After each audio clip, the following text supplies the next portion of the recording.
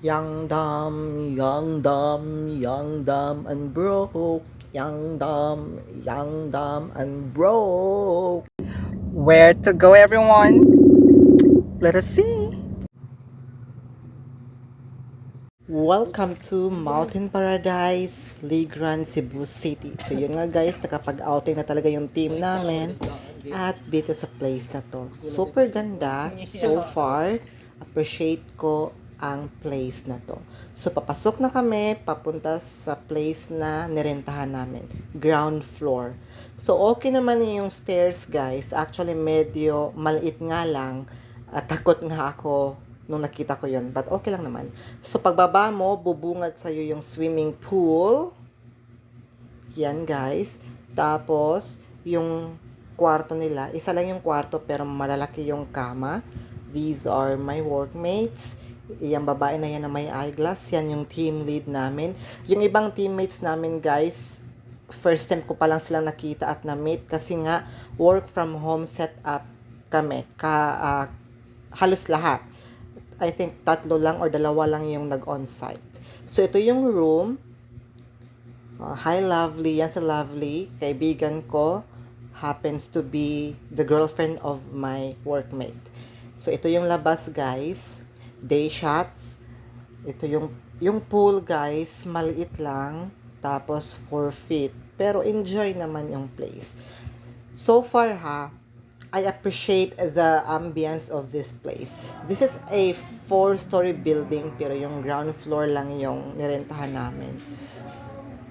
Sa place na to, itong banda dito ang pinaka-paborito ko at pinaka-nagandahan ako. Itong place na to. At malaki yung place na to overlooking siya. Look at that. I think bundok siya dati na ginawang patag kasi marami ditong places na overlooking. Tapos yung iba na patag na. So yun nga guys, papunta tayo sa food. Ito lang yung food namin kasi nga hindi naman marami yung nakarating.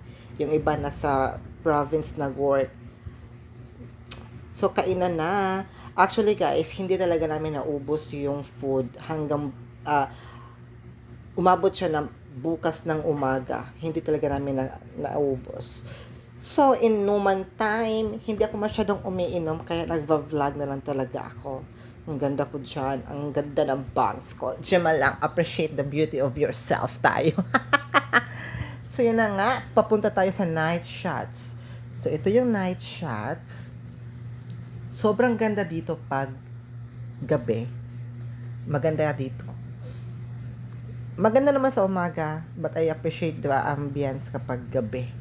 So, yun nga. Yung pool, guys, ang ilaw niya nag-change, I think, every 1 minute or less than 1 minute. So, ito yung, sabi ko kanina, pinaka-paborito kong banda sa place na to. Dito ako nagtatambay kapag gusto ko mapag-isa or pag ayaw kong umiiwas sa tagay. So, yun nga guys, yan yung overlooking view. Tingnan nyo naman guys. Kapag gusto mong mag-muni-muni, kapag isa, dito sa place na to, or sa banda ng place na to. O, dito.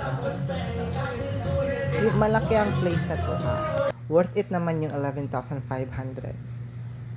So yun na nga, picture habang yung iba nasa kwarto na kasi lasing na sila guys. Habang ako, painom-inom ng royal. Habang nakisali sa picture taking. O diba guys, pansin nyo yung pool, change yung kulay niya. I think every less than 10 seconds nag-change siya. So yun nga, nag-enjoy naman ako kahit hindi ako palabas na tao. Ayoko kasi masyadong lumalabas ng bahay. At ngayon sumama lang talaga ako kasi gusto ko rin naman. So nag-enjoy ako. I was having a good night. Tapos grabe yung tagay ko dyan. Kahit hindi naman ako masyadong tumatagay. That night, tumatagay talaga ako, promise. Hindi naman ako nalasing. Kasi may mga maraming pulutan. So, yun na nga. So, kinaumagahan, uminom muna ako ng Coke bago kami umalis. So, yun lang guys. I'm planning to go back here soon. That would be all. Bye-bye.